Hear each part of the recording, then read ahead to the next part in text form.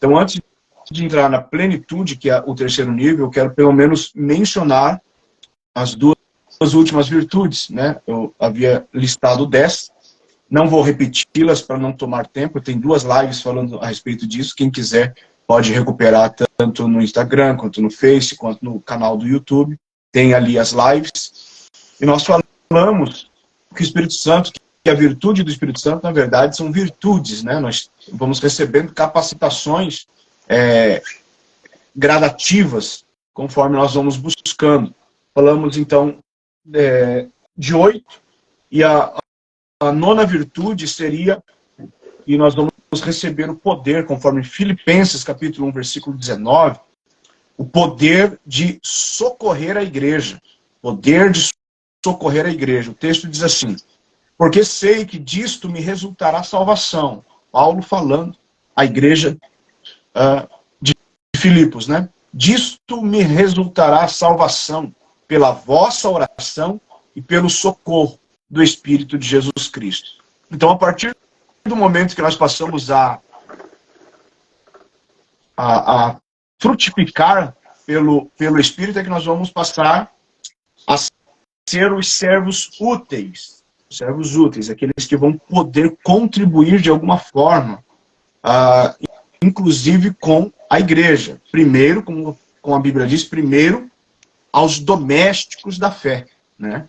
Então, muitas vezes se faz muito pelos que estão de fora e se negligencia os que estão dentro.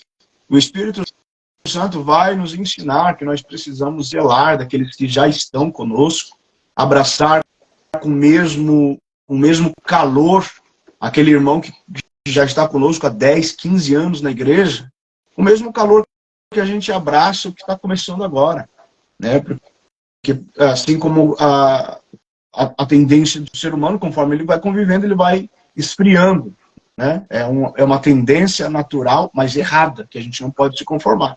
Isso acontece no casamento, isso acontece no relacionamento com os filhos, no relacionamento com os pais. O tempo vai passando e nós vamos esfriando. Isso acontece também na igreja. Então nós precisamos ter o poder pelo Espírito Santo, portanto, de socorrer a igreja. Olha que coisa importante isso. Muitas vezes parece que quando a gente precisa que um irmão na fé nosso, né, que está ali meses a fio, anos a fio, ele precisa de uma ajuda, ele precisa de um socorro, a gente lembra apenas, e quando lembra, é apenas de orar, né? A gente não se permite, por ser usado pelo Espírito Santo, para o socorro daquela pessoa. A gente geralmente também atribui que o socorro àquele irmão tem que partir do corpo de obreiros, tem que partir do presbitério, tem que partir de alguma liderança, e nós, como crentes individuais, não nos vemos, assim, muitas vezes, na responsabilidade de ser usado por Deus, por intermédio do Espírito Santo, para socorrer aquela pessoa, né? Então, faz parte, virtude do Espírito Santo também, de socorrer a igreja do Senhor. E, em 10º lugar, que é o objetivo final das virtudes, né? É o texto áureo da virtude do Espírito Santo, foi aquele texto que Jesus falou em Lucas capítulo 4, versículo 18 e 19, mencionando, né, o cumprimento na vida dele de Isaías 61, 1 e 2. Então, em Lucas 4, 18 e 19, Jesus disse assim: o Espírito do Senhor é sobre mim, pois que me ungiu para evangelizar. Ungiu para evangelizar os pobres, enviou-me a curar os quebrantados de coração, a pregar a liberdade aos cativos e restauração da vista aos cegos, a pôr em liberdade os oprimidos e anunciar o ano aceitável do Senhor. Então, aqui está o texto áureo do que é a virtude do Espírito Santo e o porquê nós temos que receber todas aquelas virtudes gradativas do Espírito e se doar a Ele de forma que Ele possa nos usar, a fim de que alcancemos esse objetivo aqui, né? Esse aqui, conforme um teólogo chamado John Ryle, ele disse assim que nas escrituras há passagens bíblicas que mereciam ser impressas em letras de ouro, né? E eu entendo que esse é um texto dentre estes que tinha que estar escrito em letras de ouro. Esse aqui é a máxima da igreja. É para isso,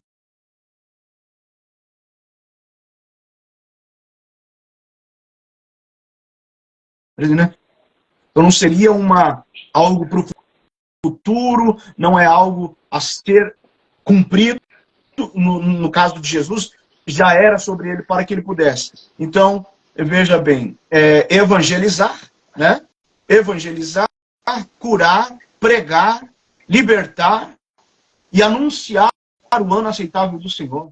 São essas as funções que vão resumir a virtude do Espírito Santo no crente. Para que o poder, né? Nesse sentido, a virtude, o poder do Espírito Santo, para que ele possa fazer isso.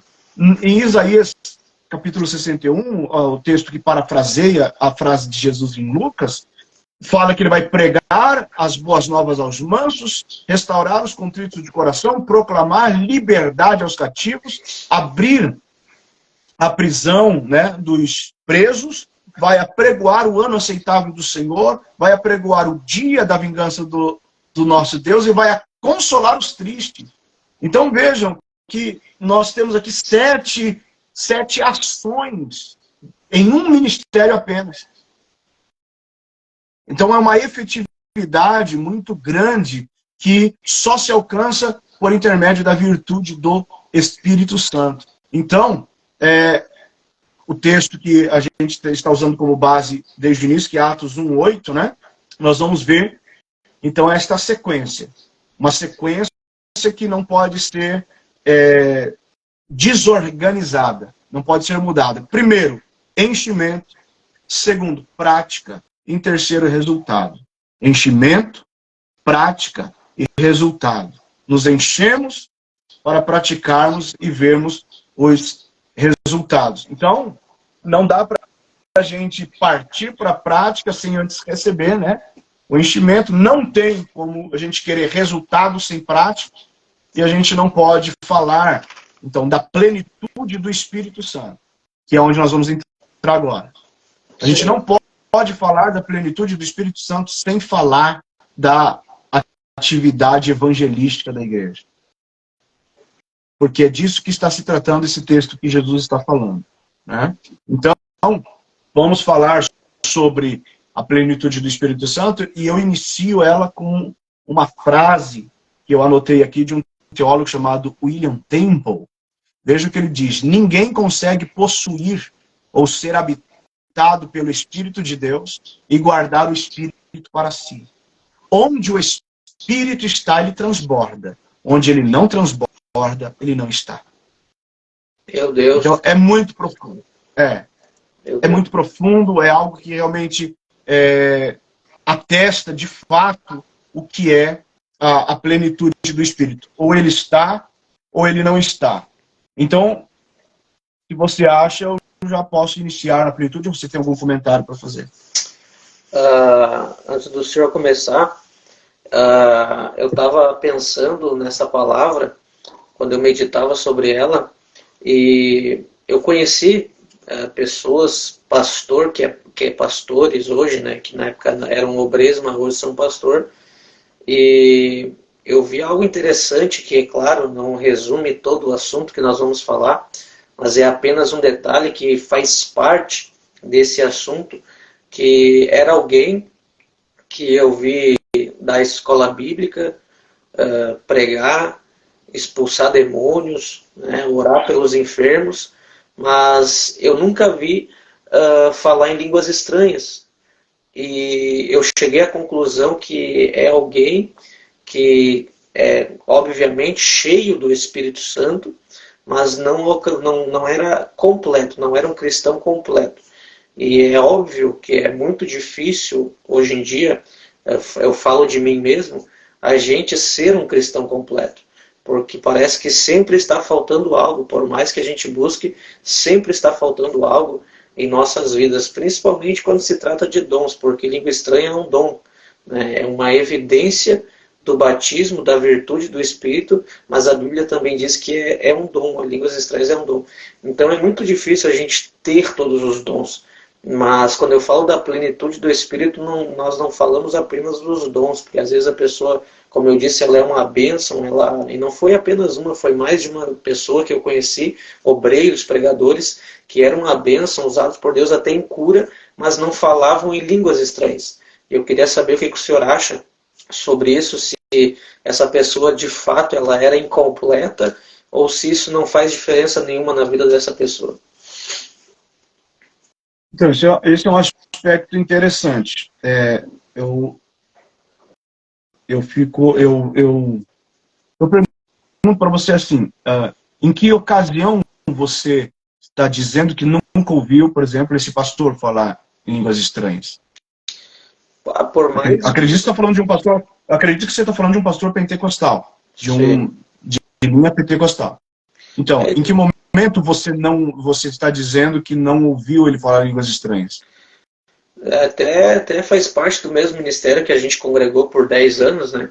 E durante esses 10 anos, né, que dos 16 até os meus 20 e poucos anos, durante todos esses anos, em todos os cultos, em todas as escolas bíblicas, e a gente orava sempre também juntos, eu nunca vi, né, em todos esses anos, ele falar em línguas estranhas. E isso me chamava muita atenção. E outras pessoas também que eu conheci, né? E teve pessoas que eu conheci, que eu tinha intimidade, que eu pude perguntar o porquê, né? Que eu perguntei, né? Poxa, tu prega, tu cuida de congregação, mas por que tu não consegue falar? Ou por que tu ainda não recebeu esse dom, né? E essa pessoa chegou a comentar para mim que ela não falava porque ela tinha temor de estar falando algo que fosse da carne dela.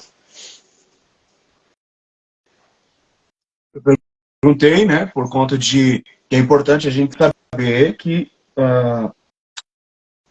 os pastores de linha tradicional, eles não acreditam na evidência do batismo do Espírito Santo como falar em línguas estranhas, e não falam em línguas estranhas em momento algum. Agora, nós que somos pentecostais, nós acreditamos, a nossa teologia ensina que a língua estranha é uma evidência física, né, do batismo no Espírito Santo. Como a gente pode entender isso? Que a pessoa é batizada no Espírito Santo, através de ouvi-la falar em língua estranha. Isso no momento em que ela é batizada.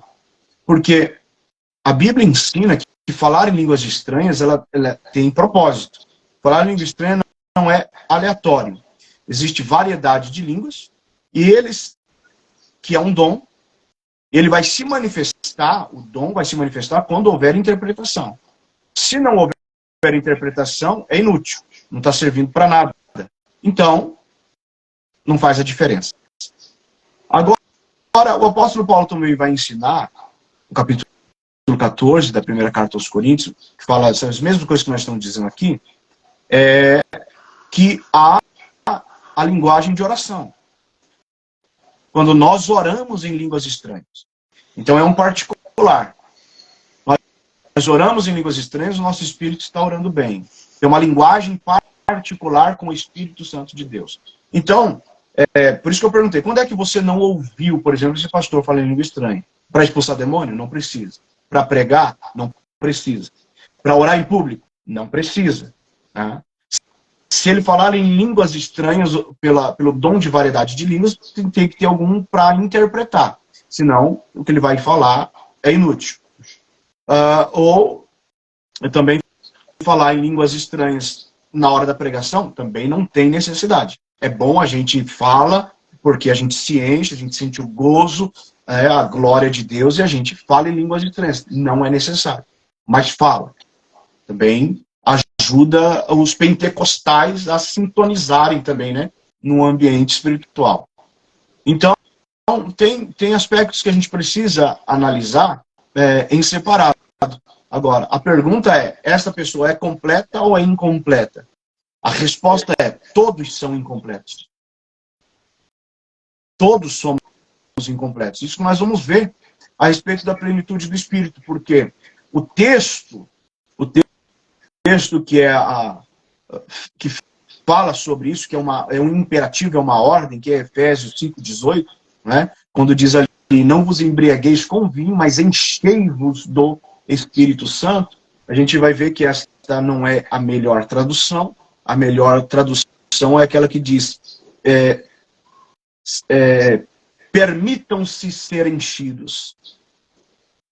Isso a gente consegue especificar melhor no decorrer da fala. Sim. Mas a gente vai ver que a plenitude do Espírito Santo a gente pode perder. É diferente do batismo com o Espírito Santo e é diferente da regeneração. A regeneração acontece uma vez só. O batismo com o Espírito Santo é uma vez só. A pessoa não desbatiza. Mas a plenitude do Espírito Santo é conforme a busca.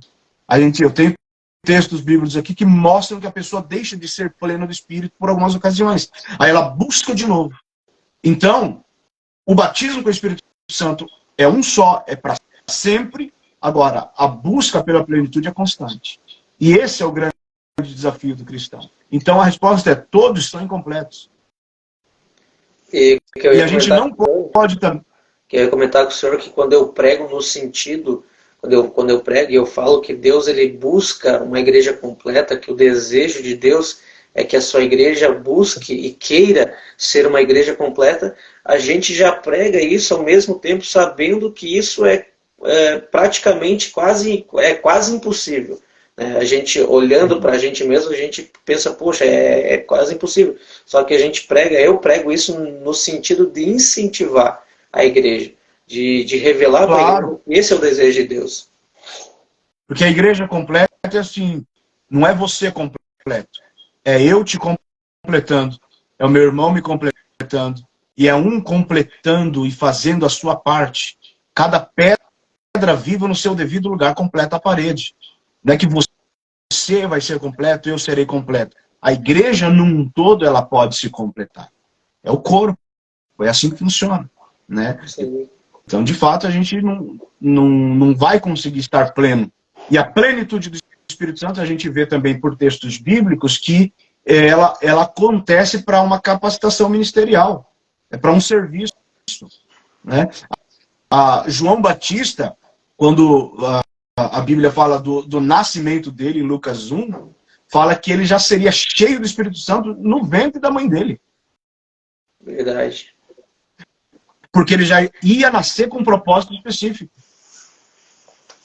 Então ele já tinha que vir cheio do Espírito Santo. Tá? Por quê? Na época de João Batista, nem batismo com o Espírito Santo tinha. Verdade.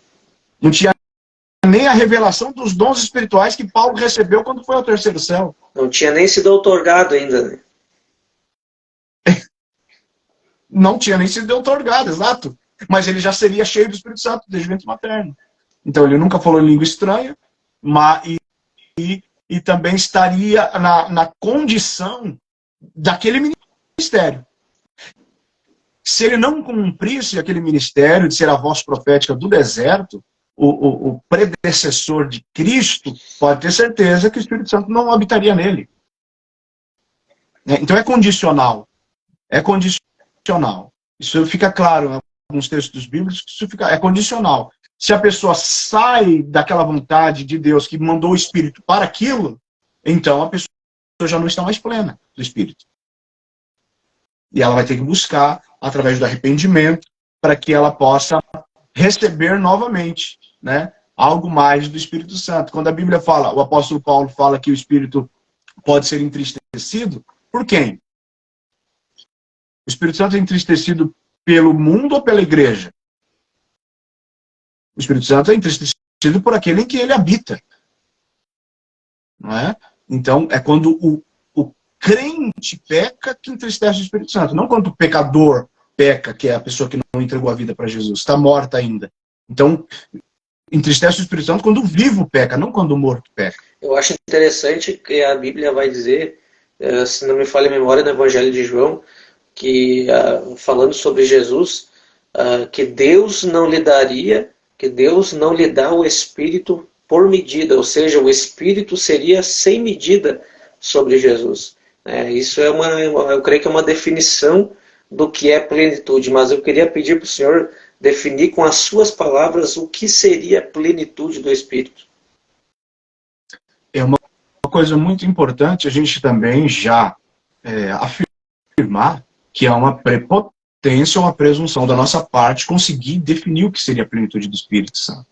A gente estaria limitando o Espírito Santo em algumas qualidades, características que nem o nosso vocabulário alcança. Quer dizer, plenitude do Espírito Santo é algo que a gente não conhece, que a gente não sabe. A plenitude do Espírito Santo a gente sabe que está disponível. Mas se eu pudesse responder com as minhas palavras, eu podia dizer que a plenitude do Espírito Santo é aquilo que nós temos do ideal do Espírito para o cumprimento do nosso ministério. É quando eu, como pastor, tenho do Espírito aquilo que eu preciso como capacidade para o meu exercício ministerial. Você, como evangelista, cumprir o teu ministério, você precisa ter o ideal do Espírito para um evangelista. Aí você tem a plenitude do Espírito nesse sentido. Então, é algo muito pontual, é individual e é característico. Então, eu posso ter coisas, eu posso ter elementos, características, virtudes do Espírito em mim para o meu ministério e ser pleno nisso e eu, de repente, fracassar, falhar, pecar e perder a plenitude do Espírito. E aí eu tenho que voltar a buscar. Porque senão o meu ministério será infrutífero. Então é aquele negócio, o enchimento, a prática e o resultado. Então eu busco o enchimento, a plenitude, para a minha prática, para eu ter eficiência e eficácia. Para eu não ser apenas vivo. Né? Eu sempre digo que se a Bíblia é viva e eficaz, e a gente come a Bíblia como nosso alimento, a gente também precisa ser vivo e eficaz. Às vezes a gente só é vivo. Tem muita gente viva na igreja, mas sem eficácia nenhuma. Né? Porque está faltando uma prática com a virtude correta para o exercício do ministério e pelos resultados a gente vê a eficácia da pessoa.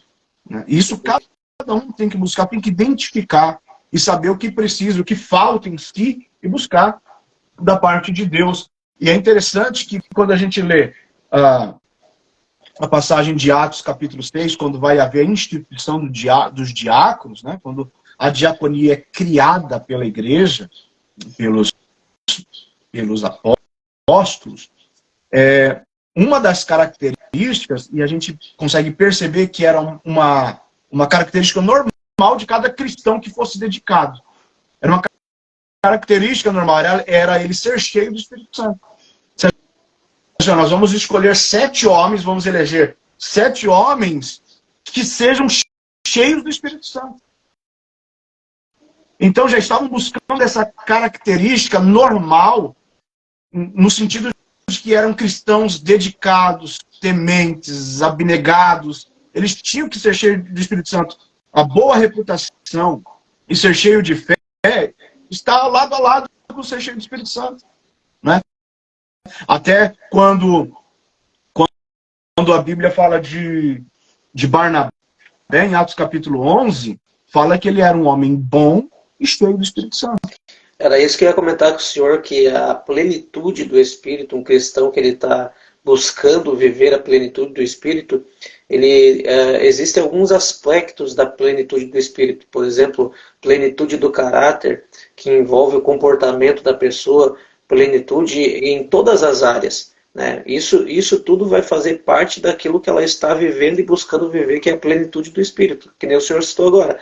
Os diáconos que estavam sendo escolhidos para a igreja primitiva, eles tinham um comportamento, eles tinham caráter, e isso tudo faz parte da plenitude. A principal evidência da plenitude do Espírito Santo não é espiritual, é moral. É moral. A principal evidência é moral, ela reside no fruto do Espírito, não nos dons. Né? Isso a gente pode falar mais especificamente daqui a pouco, mas eu preciso também dizer que a plenitude do Espírito Santo ela pode ser ocasional.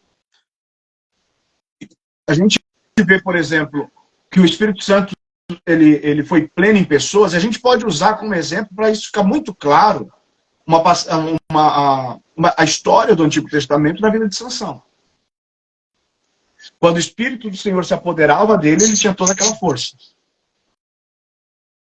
Ali ele era pleno do Espírito. Sim. Naquele sentido. Naquele sentido. Para o ministério dele. Ali havia uma plenitude. Naquele momento. Quando não, naquele momento. Isso aconteceu, porque eu cito o exemplo dele, porque tem exemplos assim no Novo Testamento. Por exemplo, o pai de João Batista era sacerdote, certo? Ele não era profeta.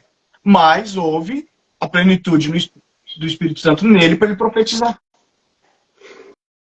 Com Isabel aconteceu também, mas eles não eram profetas. Mas houve essa plenitude. Ele veio, tomou a pessoa, falou, profetizou e não mais aconteceu, não se repetiu. Não é? Então isso aconteceu com o apóstolo Pedro antes dele falar ao Sinédrio. Aconteceu com Estevão antes dele ser martirizado. Aconteceu com Paulo antes dele repreender o mágico Elimas.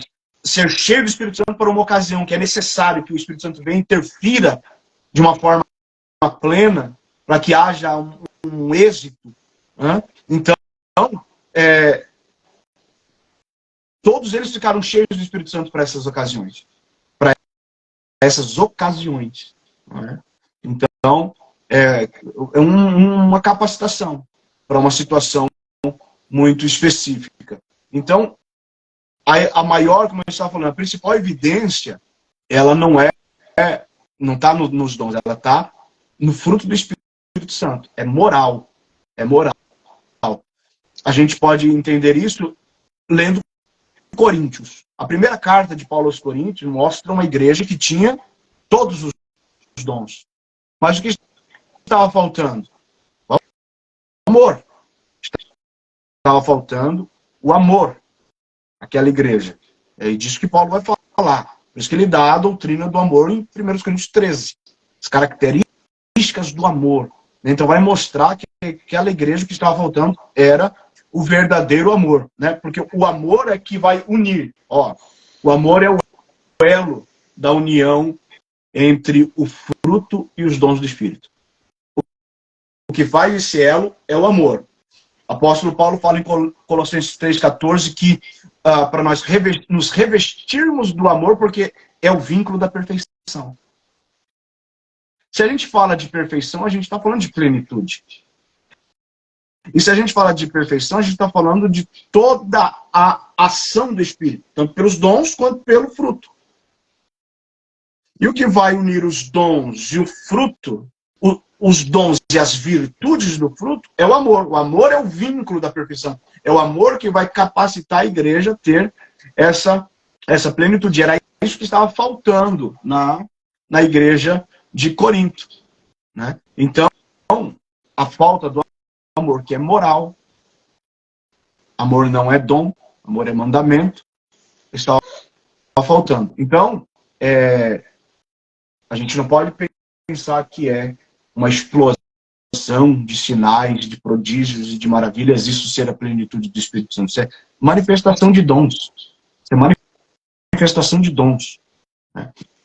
Plenitude do Espírito Santo é quando a pessoa está sendo usada pelo Espírito. E antes de tudo, de qualquer coisa que ela faça por amor. Faça com amor de Jesus e não com o amor de si mesmo. Quando Jesus ele veio, ele deu um outro patamar de amor. Ele deu um novo mandamento. Né?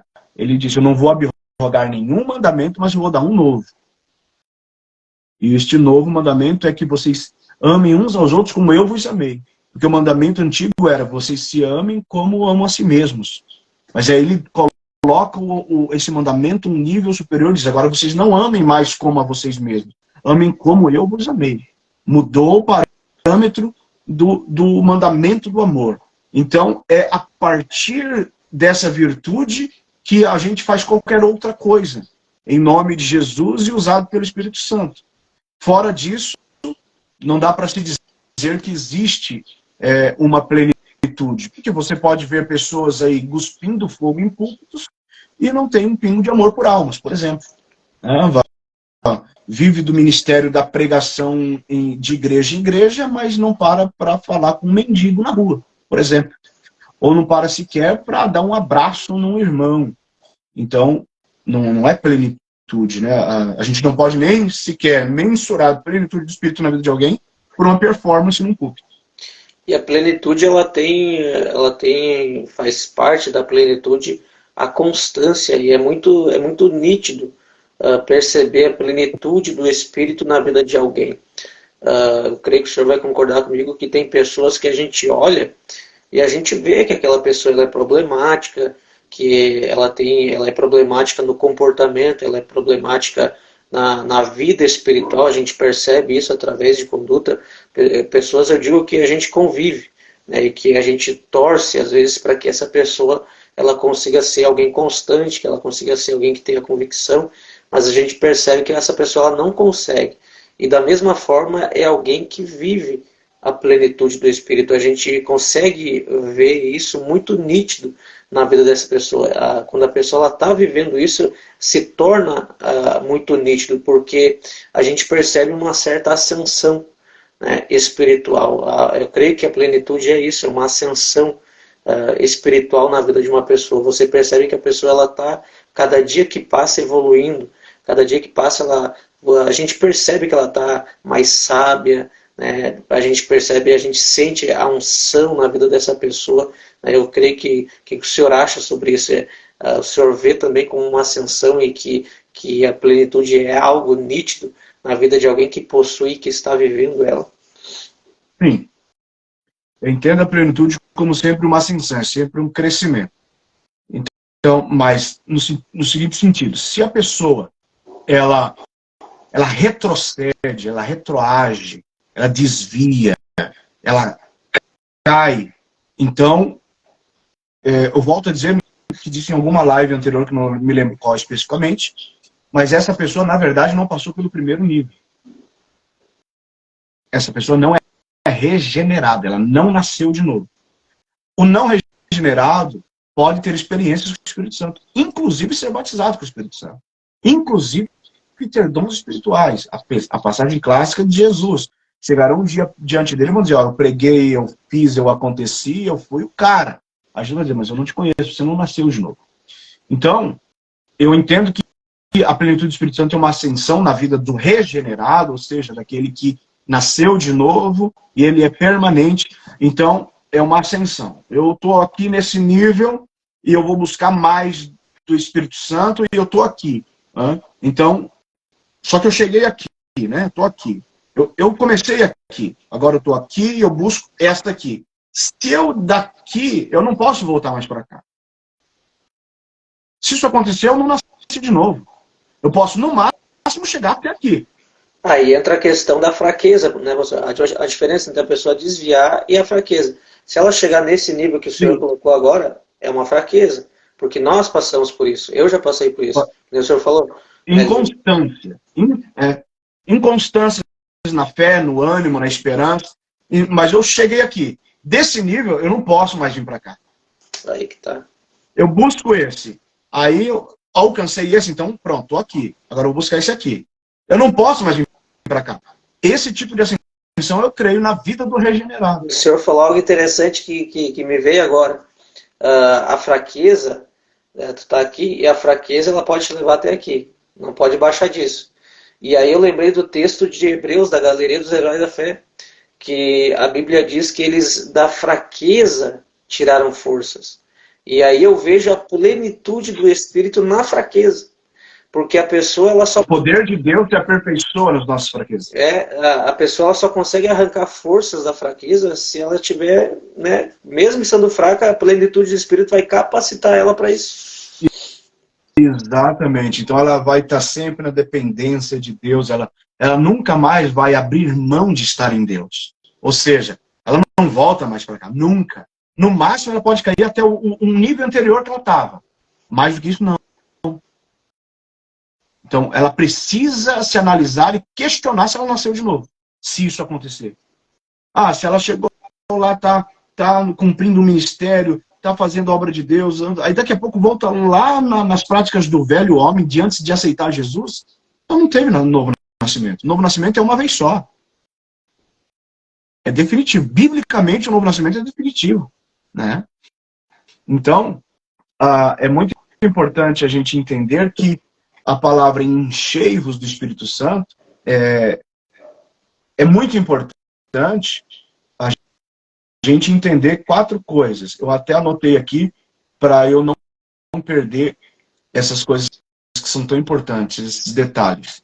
Em primeiro lugar, e eu vou falar no sentido de que Paulo estava falando em grego a uma igreja grega. Então, quando ele diz enchei-vos do Espírito Santo, parece ser um conselho, mas não é. É uma ordem. Está no imperativo. A igreja, ela tem uma ordem.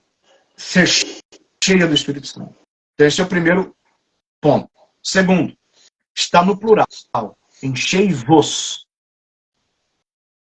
Então, a plenitude do Espírito Santo não é um privilégio reservado para alguns. A igreja é uma obrigação de todos, é uma ordem para todo crente. Ser enchido pelo Espírito Santo. O terceiro, está na voz passiva. Então, como eu falei, não é enchei-vos, é sede enchidos. Permitam-se ser enchidos. Deixem ser enchidos. É passivo, vem de fora, a gente só precisa permitir. A gente não consegue, por nós mesmos, nos encher do Espírito. Não dá. É passivo. É igual ser batizado, né? Nós não conseguimos nos batizar. É passivo também. Então, é imperativo, está no plural, é voz passiva. Em terceiro, em quarto, está no tempo presente. Por que isso é importante? Porque isso é importante. Na língua grega, se o imperativo, e eu disse que aqui é imperativo, né? Se o imperativo está no aoristo, ele se refere a uma ação única. Aconteceu na regeneração e aconteceu no batismo. Presente no imperativo.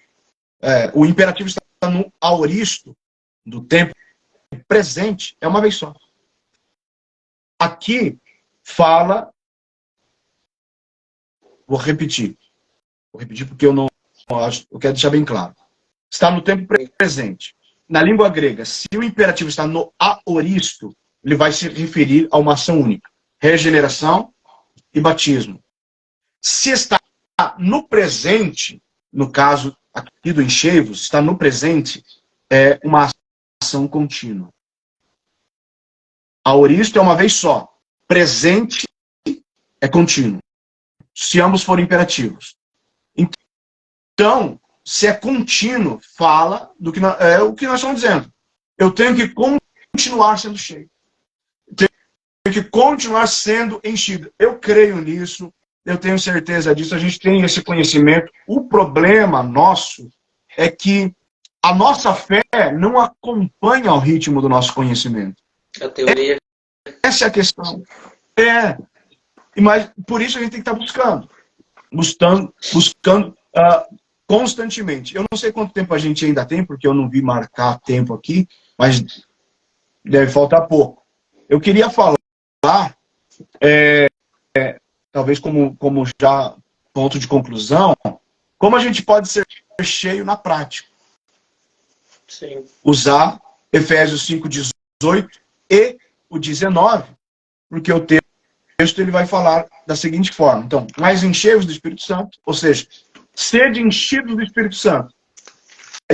E o texto continua, falando entre vós, com salmos, entoando e louvando de coração ao Senhor com hinos e cânticos espirituais, dando sempre graças por tudo ao nosso Deus, em nome de nosso Senhor Jesus Cristo, sujeitando-vos uns aos outros no temor de Cristo.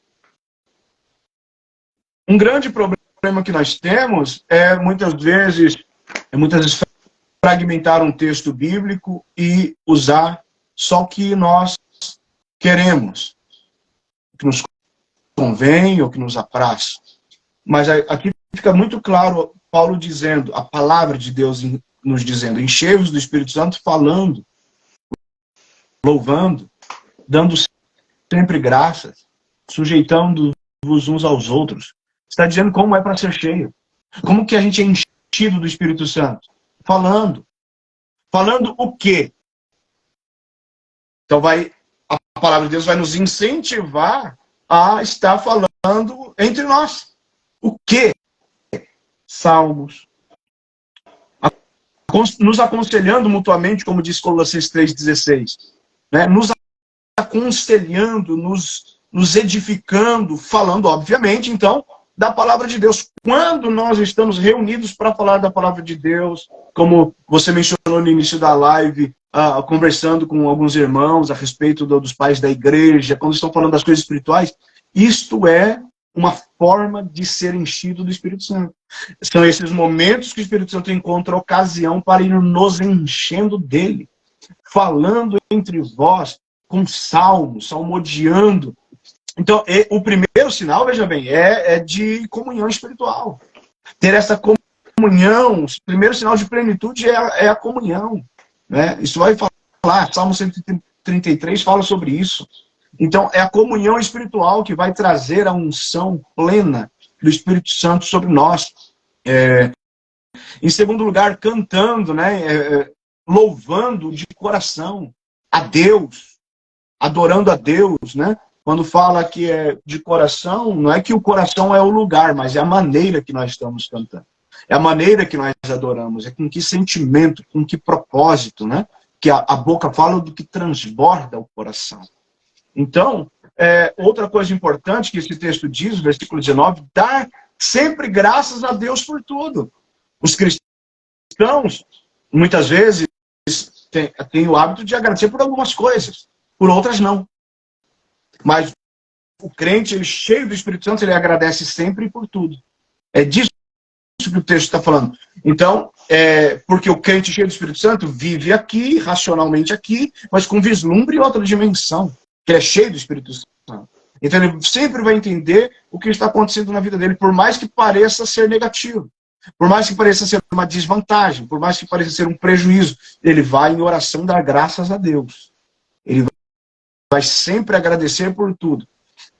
E a murmuração é um pecado muito grave. Né? O povo de Israel, uma das maiores causas de sofrimento do povo de Israel foi a murmuração. Sim. Murmuração é um pecado muito grave, né? A murmuração é um sintoma de descrença. Então, não dá para dizer que tem plenitude do Espírito Santo num crente que murmura, que não consegue dar graças a Deus sempre e por tudo. Então, quando a gente começa a reclamar, quando a gente começa a se queixar da vida de alguma coisa, é um sinal claro que nós não estamos plenos do Espírito Santo. Porque o crente cheio do Espírito Santo, sede enchidos do Espírito Santo, dando sempre graças por tudo ao nosso Deus Pai, em nome do Senhor Jesus Cristo. É a continuidade do texto. Né? Não dá para a gente fragmentar, decepar o versículo. Está dizendo na prática como ser enchido do Espírito Santo. E em quarto lugar, é importante a gente também atentar, porque fala de relacionamento com as outras pessoas. Né? Sujeitando-vos, e aqui entra uma coisa muito importante, sujeitando-vos uns aos outros no temor de Cristo. Olha que coisa interessante, né? Falar de sujeição, porque a submissão na Bíblia, e vamos falar da palavra de Deus, senão não faz sentido estarmos aqui, a submissão é a obrigação específica diante de uma esposa diante do marido, é uma obrigação específica dos filhos diante dos seus pais, é uma obrigação específica de empregados diante dos seus empregadores. Isso que a Bíblia ensina. Né? Mas aqui está mostrando, quando fala de plenitude do Espírito Santo, que, na verdade, essa obrigação é de todos os cristãos, uns diante dos outros. O cristão cheio do Espírito Santo, ele não tem problemas com submissão. Verdade. Ele se submete aos outros, né? Então isso vai incluir marido, vai incluir pai, vai incluir empregador, vai incluir o irmão em Cristo. Eu vou me submeter, eu vou me sujeitar ao meu irmão em Cristo. Como há uma grande dificuldade da igreja atual entender isso, né? Esse espírito de competitividade, esse espírito de concorrência ministerial que tem intoxicado as pessoas que professam a fé em Cristo vergonhosamente, né? Preciso entender que para ser cheio do Espírito Santo precisa se sujeitar uns aos outros, não importa o quanto de conhecimento a gente tenha, não importa que grau ministerial a gente exerça, não importa quanto tempo a gente tem de fé, a gente tem muitas vezes que sentar para ouvir um jovem iniciando no ministério da palavra. Se sujeitar muitas vezes a um irmão que não tem 10% da espiritualidade que a gente tem, mas ele tem 90% a mais de experiência de vida do que nós. Então, humildade, entender que muitas vezes o marido vai precisar se submeter à sua esposa, no sentido de que na área dela ela tem mais experiência e mais autoridade para falar do que está falando. Então, a submissão é uma característica do crente cheio do Espírito Santo. Então, se tem uma coisa que a gente pode atestar e julgar, porque julgamos pelo que diz a palavra, a pessoa que não se submete, uma pessoa que é insubmissa, uma pessoa que não concorda com certas liturgias, com certas regras bíblicas, essa pessoa não pode se dizer cheia do Espírito Santo. Como ser enchido na prática, falando entre vós coisas espirituais, edificantes.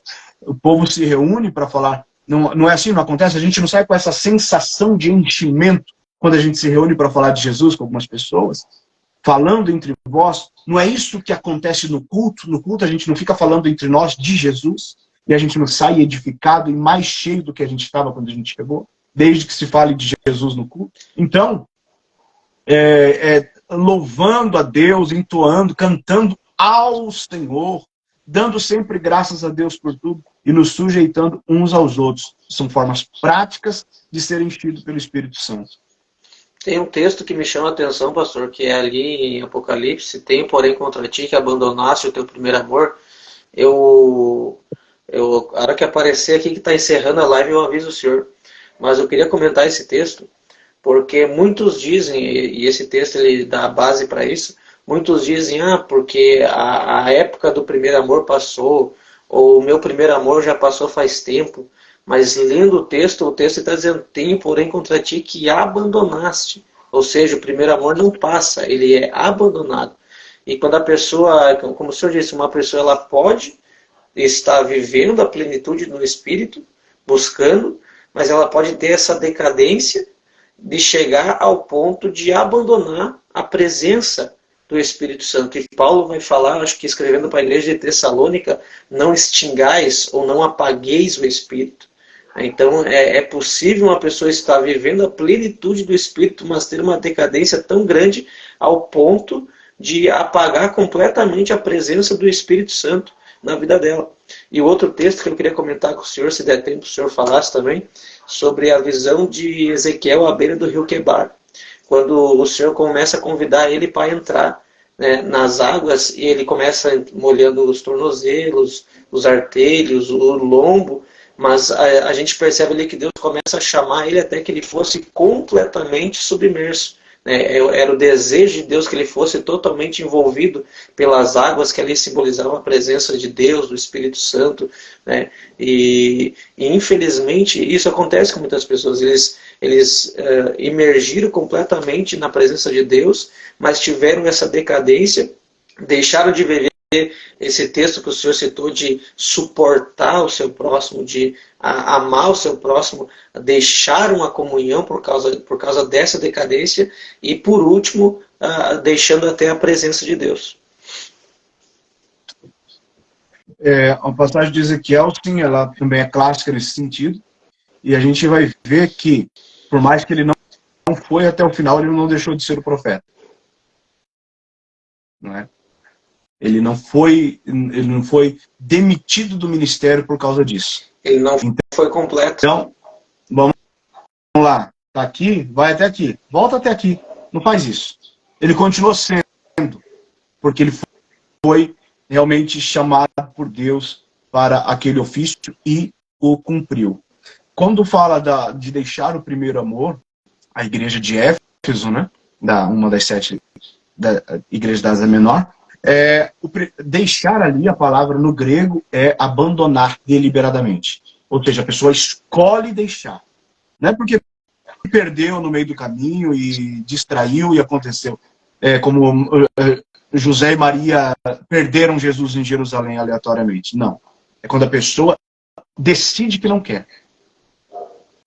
Então eu preciso entender que aí não houve regeneração. O regenerado jamais vai tomar essa decisão. O novo nascido jamais vai escolher deixar o primeiro amor. Primeiro aí não é em ordem de que iniciou por ele. Está falando em ordem de qualidade, é o melhor amor. A Bíblia vai nos dar vários exemplos de amor, né? Nós temos vários exemplos de amor, vários tipos de amor, aliás, né? Nós temos o amor pela esposa, nós temos o amor pelos filhos, nós temos o amor pelo irmão, nós temos...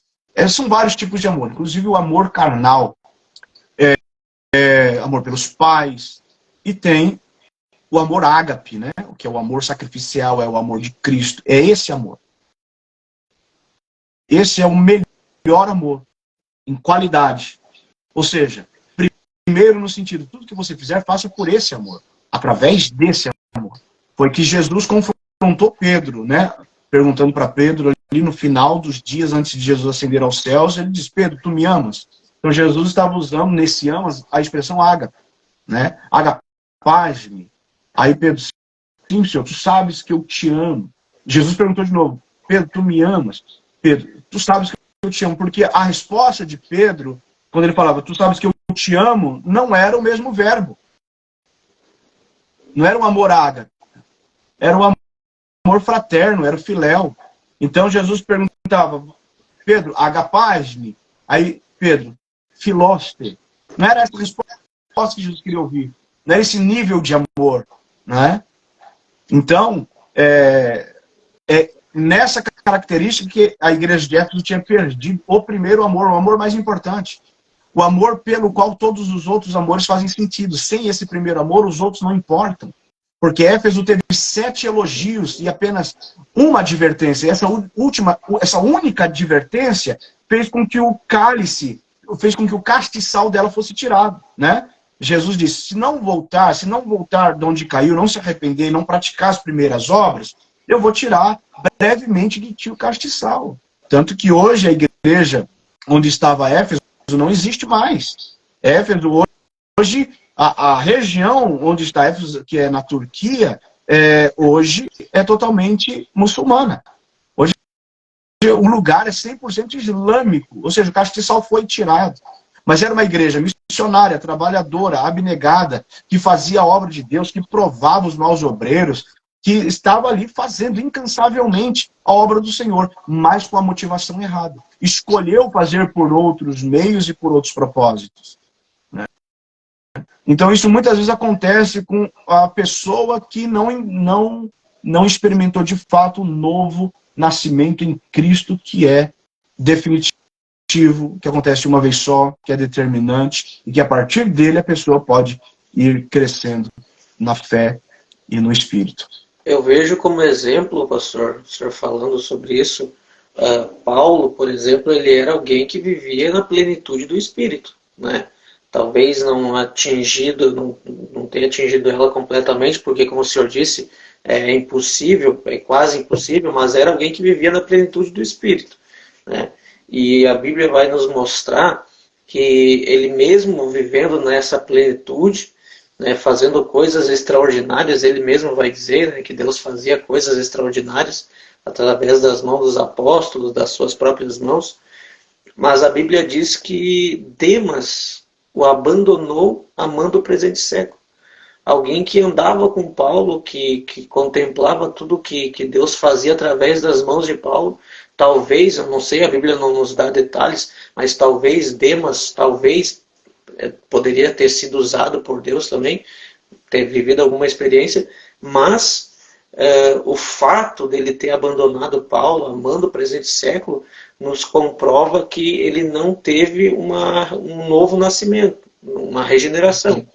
E aí entra a questão do orgulho. Quando a gente fala sobre isso, eu creio que é uma dificuldade nas pessoas em reconhecer, às vezes, que ainda não nasceram de novo. Quando elas começam a ter determinadas atitudes, decisões, e para Jesus não interessa a posição, o cargo, o status da pessoa. Tanto que a gente vai ver que quando Nicodemos foi se encontrar com Jesus à noite, ele era um dos maiorais. Mas Jesus olhou para ele e disse, tu precisa nascer de novo. né? No tempo de Jesus, ele era o líder religioso da época, era o pastor da época, Sim, era o fundador. exato. Mas Era Jesus mestre. nem sabia nada disso. Né? Jesus disse, tu és mestre. Podemos dizer, mestre. Jesus falou, né? Tu és mestre em Israel. Né? Então, o que acontece? Falar de Demas, a palavra quando diz ele abandonou a Paulo, é a mesma expressão no original de Éfeso que abandonou o primeiro amor. Ele escolheu deixar Paulo e amar o mundo. Presente século é mundo. Ele voltou para o mundo. Ele escolheu deixar o ministério e foi para o mundo. Ele preferiu voltar. Então, na verdade, ele voltou para de onde ele nunca tinha saído, porque não teve um novo nascimento. Estava no coração dele o mundo, ele só acompanhava Paulo. Isso a gente vê quase todos os dias na história da igreja. Então, o que acontece?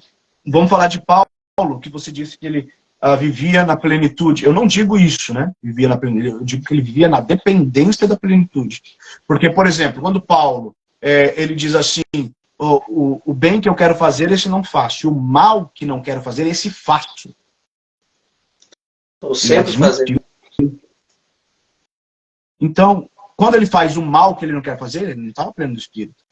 Mas aí ele estava dizendo, mas quem me livrará do corpo desta morte, miserável homem que sou? Aí ele fica na dependência da plenitude do Espírito. Quando ele está lá no final lá do seu ministério, em Atos 28, quando eles vão naufragar, e ele inclusive confessa, e fugiu-me toda a esperança de nos salvarmos. Perdeu, inclusive, ele inclusive estava admitindo, até eu achei que não ia ter jeito. Perdi a fé. Não estava pleno do Espírito Santo, mas estava na dependência da plenitude do Espírito Santo. Porque não é, como eu disse, não é da pessoa, é passiva, né?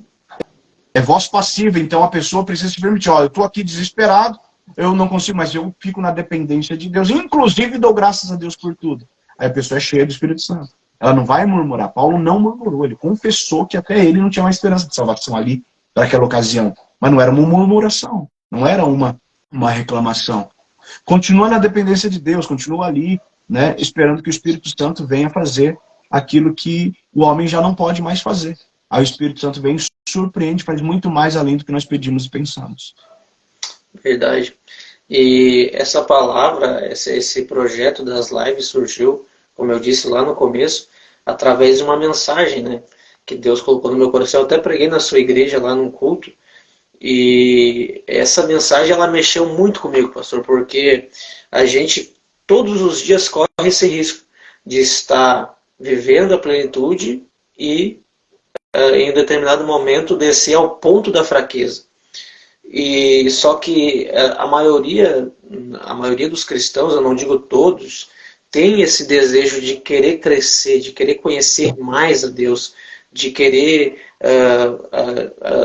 ver o que há além do véu, né? E isso eu acho muito importante, porque é como se fosse um ânimo a mais para nós buscar. Eu fico olhando para mim todos os dias e eu fico com essa inquietação, sabe? Eu preciso buscar mais, eu necessito. E quando eu vou dormir, um dia que eu não orei como eu gostaria, que eu não li a Bíblia como eu gostaria, a gente não dorme direito.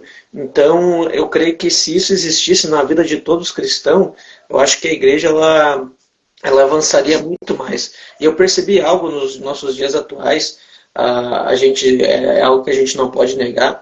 A gente viveu um período de muito escândalo na igreja, da parte de pregadores, e isso dá para ver que mudou no cenário do Brasil muito a igreja, dá para ver que está tudo mudado.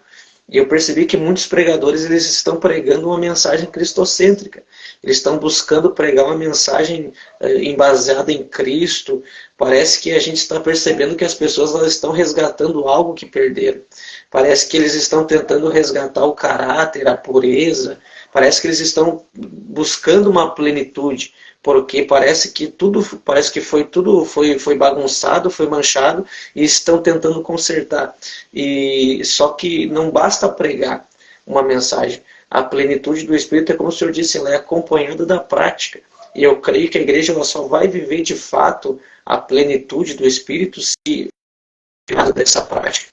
Porque a gente está vendo, não sei se o senhor percebeu isso, muitos pregadores tentando buscar mensagem mais séria, uma mensagem que fale mais sobre pureza, fale mais sobre Cristo, sobre renúncia, porque a gente passou um período de muito escândalo, né? Só que é muitas mensagens vazias, é muitas mensagens que não está sendo acompanhada de uma prática. Sim, eu concordo, sim. A igreja brasileira, ensinada, né, adestrada pela igreja norte-americana, ela passou por algumas décadas, aí, pelo menos umas 2 décadas, idolatrando o homem. A igreja brasileira passou, aí, no mínimo, umas 2 décadas cultuando o renome.